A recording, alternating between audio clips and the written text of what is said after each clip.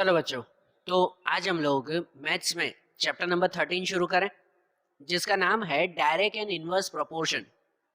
आप लोगों ने इससे पहले एक चैप्टर देखा होगा कि जिसमें आता है रेशियो एंड प्रोपोर्शन।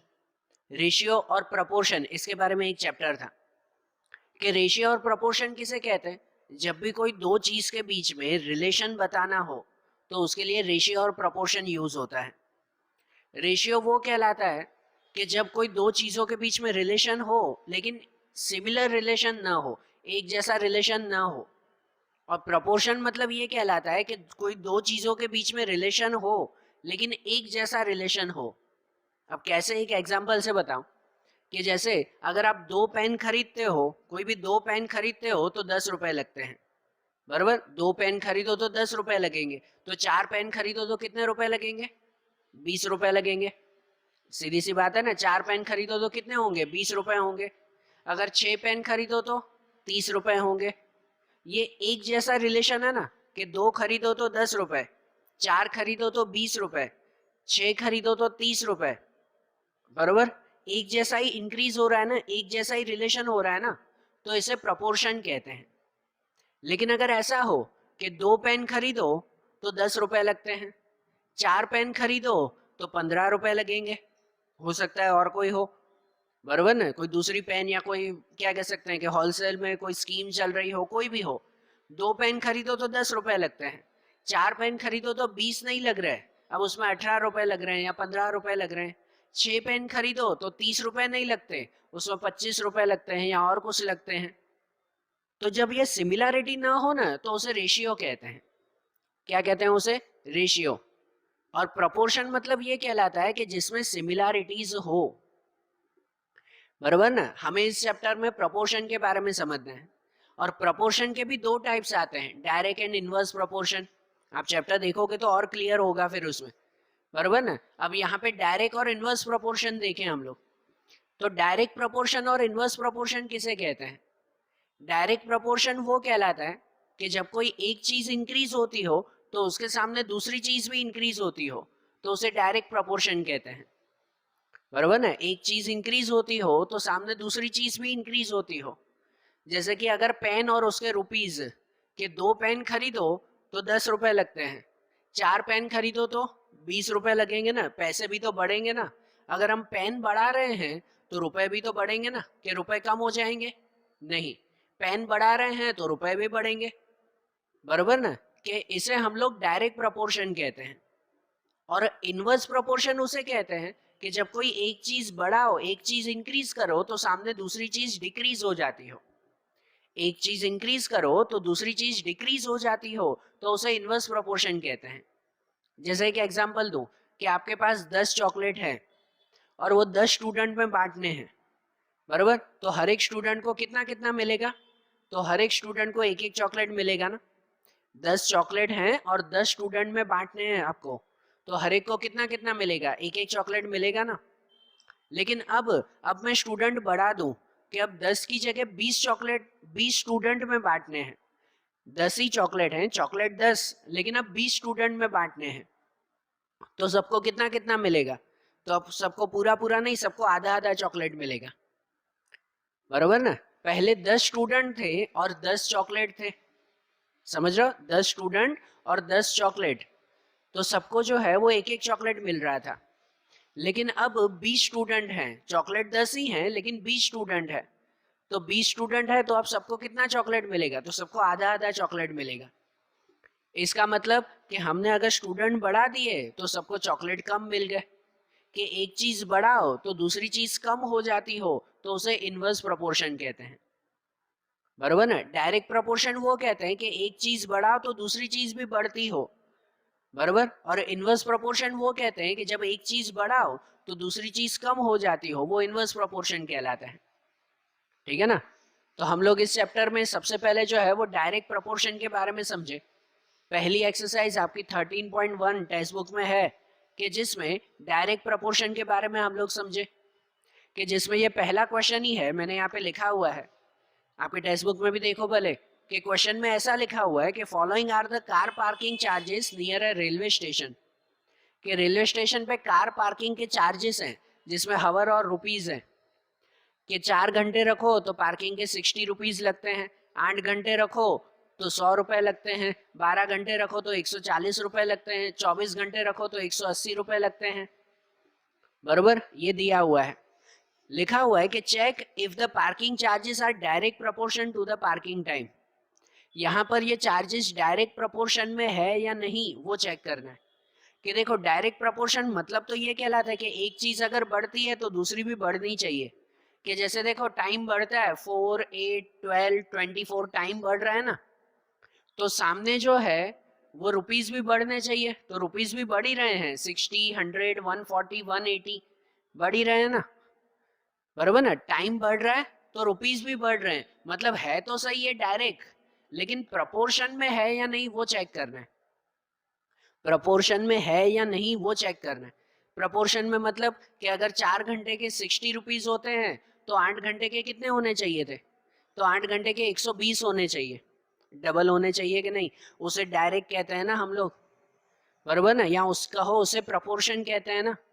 कि अगर 4 आवर्स के 60 रुपीज लगते हैं तो आप खुद ही सोचो 8 आवर्स के कितने होंगे, 60 का डबल हो जाएगा ना, 60 का डबल 120 होना चाहिए ना, लेकिन यहाँ कितने हो रहे हैं, तो यहाँ पे तो 100 ही हो रहे हैं।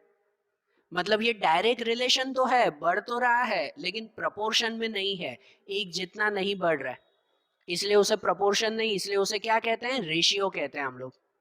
क्या कहते हैं उसे, रेशियो। बरोबर, इसे लिखकर कैसे बताते हैं, तो इसे लिखकर ऐसे बताते हैं कि रुपीस और हावर में प्रपोर्शन फाइंड करना है ना, तो इन दोनों का ये जो नंबर्स दिए हुए हैं इन सब का डिवाइड करते हैं। कि जैसे देखो मैं यहाँ पर इसका सॉल्यूशन बता रहा हूँ कि फर्स्ट का सॉल्यूशन कैसे करेंगे। कि उस फर्स्ट वाले में पहले क्वेश्चन में जैसे दिया हुआ है पहला 4 और 60, 4 hours and 60 rupees, 4 divide by 60, अगर इसको कट करो ना, दोनों 4 4 से कट होते हैं, मतलब वो हो जाएगा 1/15, 4 1 जा और 4 15 जा, पहले का 1/15 आया, बराबर ना। फिर दूसरा चेक करते हैं, दूसरा चेक करते हैं कि 8/100, इनको कट करें तो ये भी 4 4 से कट होगा, तो ये 4 से कट होगा, 4 2 जा, ये 4 से कट होगा, 4 25 जा, ये 2/25 आया। फिर तीसरा चेक करते हैं कि तीसरा दिया हुआ है 12/140, तो 12 और 140 ये भी 4 4 से कट होगा, ये कट होगा 4 3 जा, और ये कट होगा कि 4 3 जा 12 और 4 5 जा 35 जा, बरोबर। और फिर चौथा चेक करते हैं 24/180, कि 24/180 ये भी 4 4 से कट होगा, ये 4 से कट होगा, 4 6 जा, और इसे अगर 4 से कट करो तो ये होगा 4 4 जा 60 एंड 5 जा 45 जा, बरोबर। प्रपोर्शन उसे कहते हैं, फिर से बोल रहा हूं, प्रपोर्शन उसे कहते हैं जब सब में जो है वो सेम रिलेशन हो। डायरेक्ट तो है, डायरेक्ट मतलब इंक्रीज होते जाना, तो वो हो रहा है कि जैसे टाइम बढ़ रहा है तो रुपए भी बढ़ते हैं, वो डायरेक्ट तो है, लेकिन ये प्रपोर्शन में नहीं है। प्रपोर्शन में होता ना तो सबका आंसर सेम आता, बरोबर। प्रपोर्शन वो कहलाते हैं कि जिसमें सब में सिमिलर रिलेशन हो, ये सिमिलर रिलेशन नहीं है, मतलब ये क्या कहलाया, ये एक तरह का रेशियो कहलाया, प्रपोर्शन नहीं कहलाया, बरोबर ना। अगर प्रपोर्शन में होता तो सब में आंसर 1/15 आता, आया सब में सेम आंसर, नहीं ना। यहाँ से भी देख के पता चलता है, जैसे मैंने बताया कि देखो 4 घंटे के 60 रुपए लगते हैं, तो 8 घंटे के कितने होने चाहिए, 120, 120 होने चाहिए, वो 120 नहीं हो रहे, 100 हो रहे हैं, मतलब कि उसमें डायरेक्ट रिलेशन है नहीं, ये डायरेक्ट प्रपोर्शन नहीं कहलाया। तो इसमें लिखेंगे यहाँ पर आखिरी में ये आंसर लिख देंगे कि this is not a direct proportion, कि ये डायरेक्ट प्रपोर्शन नहीं है, बरोबर ना। डायरेक्ट प्रपोर्शन है या नहीं वो चेक करना था ना, तो इससे पता चल गया कि ये डायरेक्ट प्रपोर्शन नहीं है हमारा। आई बात समझ में। अब ऐसे ही देखो सेकंड क्वेश्चन दिया हुआ है, यही 13.1 में ही सेकंड क्वेश्चन दिया हुआ है कि जिसमें लिखा हुआ है कि a mixture of paint is prepared by mixing 1 part of red pigment with 8 part of base In the following table, find the part of base that need to be added. कि यहाँ पर ऐसे दिया हुआ है कि रेड पिगमेंट, रेड कलर दूसरे base में, मतलब सपोज कोई व्हाइट कलर होगा, उसके अंदर रेड कलर मिक्स करना है, मतलब 8 पार्ट जितना व्हाइट कलर हो ना, तो उसमें एक रेड पिगमेंट यूज करते हैं, बराबर ना। एक रेड कलर के लिए 8 जितना व्हाइट कलर यूज होता है, 8 पार्ट जितना, बराबर। तो हमें बाकी के ढूंढने हैं कि अगर 4 पार्ट रेड पिगमेंट यूज करते हैं, रेड कलर यूज करते हैं 4 पार्ट, तो बेस कितने पार्ट होना चाहिए। या तो अगर 7 पार्ट रेड कलर यूज करते हैं तो बेस कितना होना चाहिए, बराबर ना। या तो 12 पार्ट या तो 20 पार्ट, ये सब हमें फाइंड करने हैं। और ये फाइंड करेंगे कैसे, कि इसे डायरेक्ट रिलेशन से फाइंड करेंगे, डायरेक्ट प्रपोर्शन से। कि डायरेक्ट प्रपोर्शन में ये 4 चीजें फाइंड करनी है ना, तो इसे नाम दे दो कि चलो इसे x1, x2, x3, x4 ऐसे नाम दे दिया जाए, बराबर। कि ऐसे टेबल बनाएंगे और इसे नाम देंगे। अब ये चारों चीजें हमें फाइंड करनी है, तो कैसे फाइंड करनी है, तो ये डायरेक्ट प्रपोर्शन है। डायरेक्ट प्रपोर्शन यहाँ पे अगर इंक्रीज हो रहा है 1, 4, 7, 12, 20, तो यहाँ पर भी इंक्रीज ही होना चाहिए ना। कितना इंक्रीज होगा वो हमें पता करना है। फिर से बता रहा हूँ कि अगर 1 पार्ट रेड कलर यूज करो तो उसके सामने 8 पार्ट जितना व्हाइट कलर या बेस यूज होता है। तो अगर 4 पार्ट रेड पिगमेंट या रेड कलर यूज करो तो उसके सामने बेस कितना होगा। या तो अगर 7 पार्ट जितना यूज करो तो बेस कितना होगा, 12 पार्ट जितना रेड कलर यूज करो तो बेस कितना होगा, और 20 पार्ट जितना रेड कलर यूज करो तो बेस कितना होगा, बराबर। तो देखो कि ये हम लोग कैसे फाइंड करेंगे, तो इसका आंसर ऐसे ढूंढेंगे कि जो हमें फाइंड करना था उसे x1 x2 नाम दे दिया ना, x1 x2 x3 x4, 4 हमें ये बॉक्स फाइंड करने हैं। तो वो ऐसे ढूंढेंगे, ये सेकंड का आंसर लिख रहा हूं, कि उसमें पहला ढूंढते हैं x1 ढूंढना है, और x1 का रिलेशन किसके साथ बताएंगे, इसके साथ 1/8 के साथ। मतलब ऐसे लिखेंगे कि पहला जो आपको दिया हुआ है ना 1/8 इक्वल टू दूसरा लिखेंगे 4/x1, बराबर। जो आपने टेबल में लिखा वही लिखो, 1/8 इक्वल टू 4/x1, बराबर। अब ये लिखकर ये x1 की वैल्यू फाइंड करेंगे। अब इसे कैसे सॉल्व करेंगे ये समझना, कि यहाँ जैसे 1/8 इक्वल टू 4/x1 लिखा, तो अब हमें x1 की वैल्यू फाइंड करनी है। तो सबसे पहले तो क्या करेंगे, इनका क्रॉस मल्टीप्लाई कर देंगे दोनों का, बराबर ना। सिंपल वे में समझना, हर सम में पूरी एक्सरसाइज में अब ऐसे ही करेंगे, तो इसलिए ये पहला सम ध्यान से समझ लेना कैसे करना है। तो यहाँ पर क्रॉस मल्टीप्लाई, x1 को 1 से multiply, 1 multiply x1 equal to 8 को 4 के साथ मल्टीप्लाई, 8 मल्टीप्लाई 4, बराबर। हर सम में ऐसे ही करना कि सबसे पहले क्या करेंगे कि इनको क्रॉस में मल्टीप्लाई कर देंगे। और अब क्या, कि अब यहाँ देखो, यहाँ इस सम में तो डायरेक्टली हो जाता है आंसर कि 1 मल्टीप्लाई x1 करो तो 1 मल्टीप्लाई x1 कितना हो जाएगा, x1, बराबर ना। 1 मल्टीप्लाई x1 हो जाएगा, और 8 मल्टीप्लाई 4 32, मतलब x1 का आंसर कितना मिल जाएगा, 32 मिल जाएगा।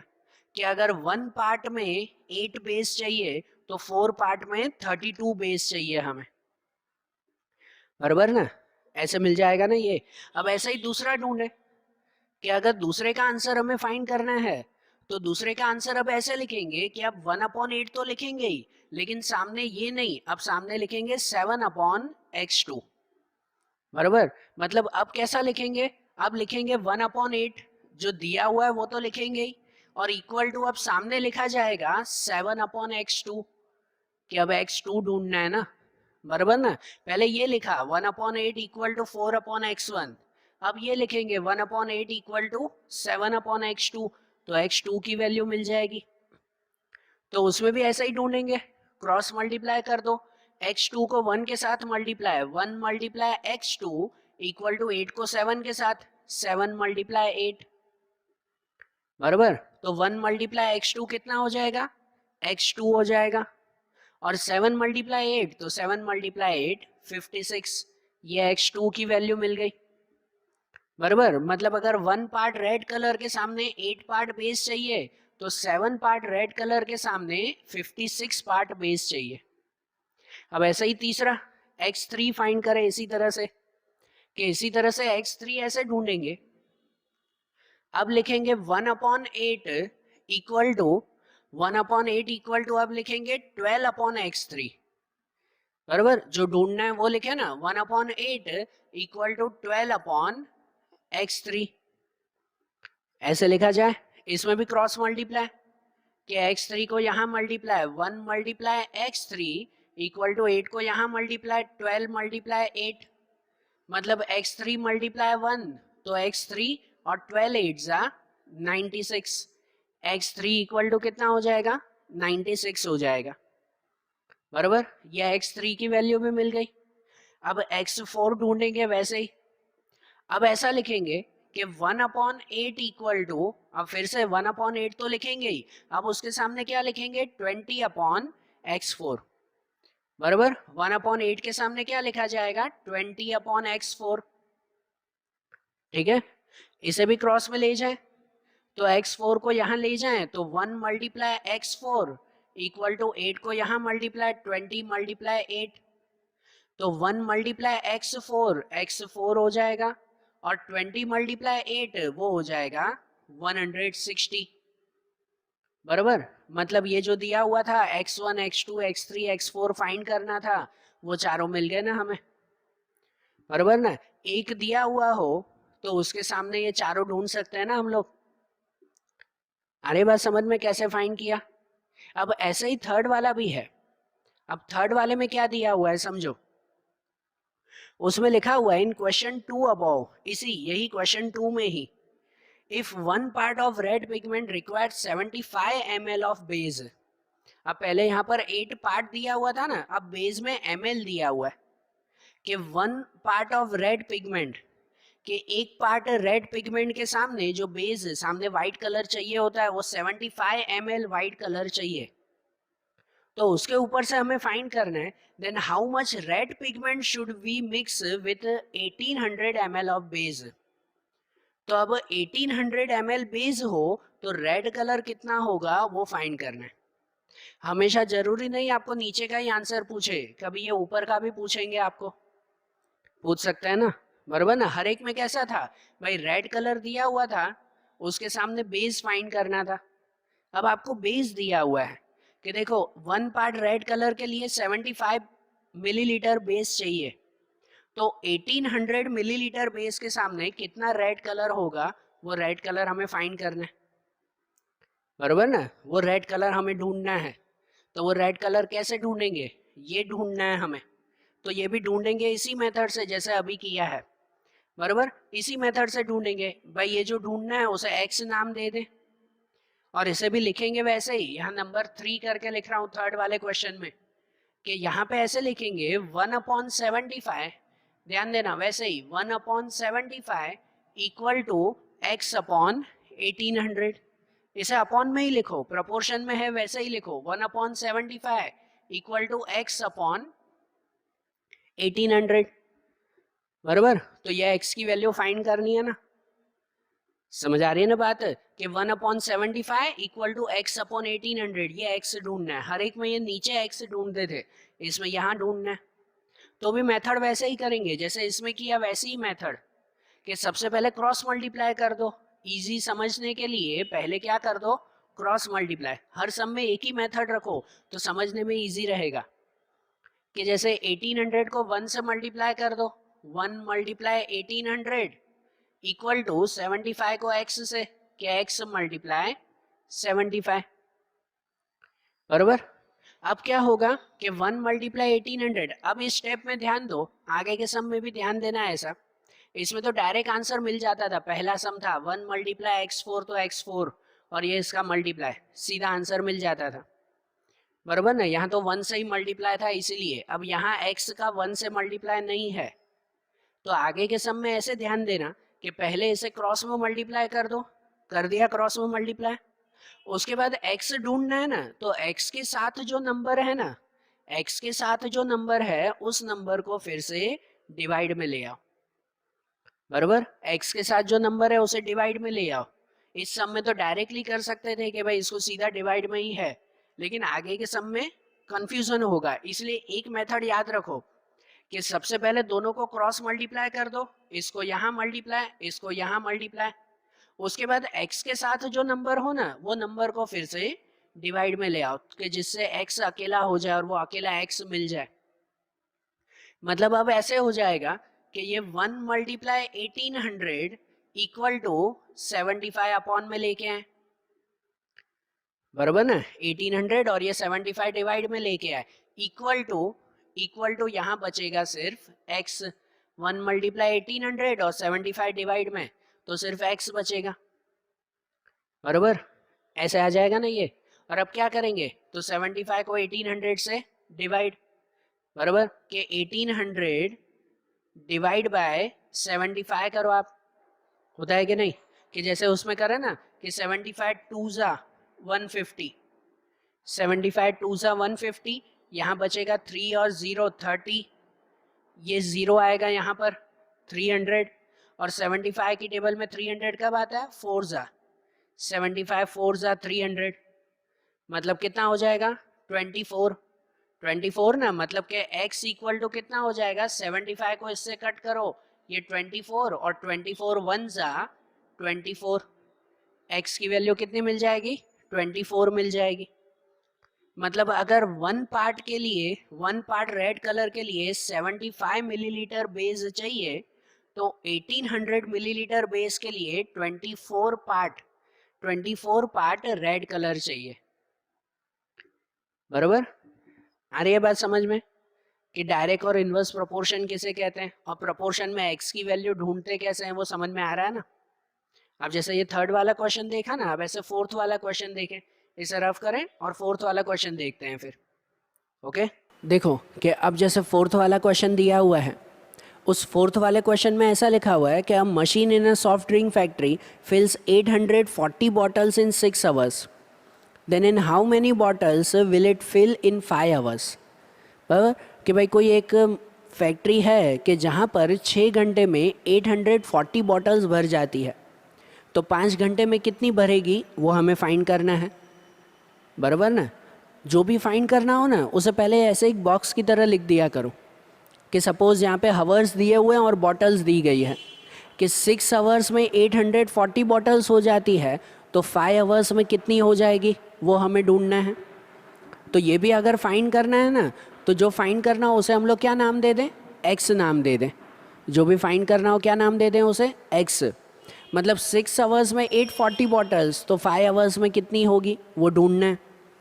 तो उसे ऐसे ढूंढेंगे, यहाँ पर भी उसे ऐसे ही लिख सकते हैं कि जो भी नंबर दिया हुआ हो उसे अपॉन में लिखो कि 6 upon 840 equal to 5 upon x, बराबर। सीधी एक ही मेथड कि जो भी नंबर दिया हुआ उसे अपॉन में लिखो, 6 upon 480 840 equal to 5 upon x, बराबर। अब इसमें यह x की वैल्यू फाइंड करनी है, तो x की वैल्यू फाइंड करने के लिए कैसे करेंगे, वही एक ही मेथड याद रखो कि इसको पहले क्रॉस मल्टीप्लाई 6 को x के साथ multiply, 6 multiply x equal to इसको यहाँ से multiply 5 multiply 840, 6 multiply x equal to 5 multiply 840।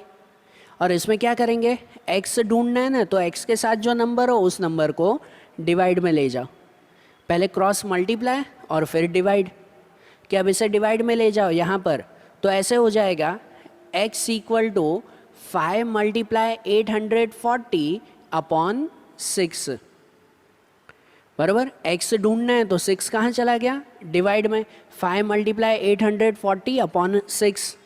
अब इसे कट करेंगे, अब इसे कट करें तो देखो 6 से ये कट होगा, 6 से ये कट होता है 6 14 ज़ा 14 6 ज़ा होता है 84 और पीछे 0 लगेगा ना, बराबर ना, कि 6 14 ज़ा हो जाएगा 140 और 140 मल्टीप्लाई 5, तो 140 मल्टीप्लाई 5 हो जाएगा x इक्वल टू 700, 14 5 ज़ा 70 और पीछे 0, x इक्वल टू कितना मिल जाएगा, 700 मिल जाएगा।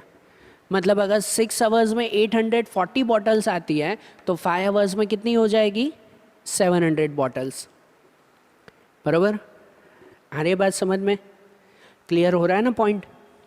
तो देखो आज जैसे हमने ये पॉइंट्स देखे ना, ये जैसे हमने सम्स देखे 4 तक के, अब ऐसे ही इसी मेथड के जो दूसरे सम्स हैं वो अब हम लोग अगले वीडियोज़ में देखेंगे।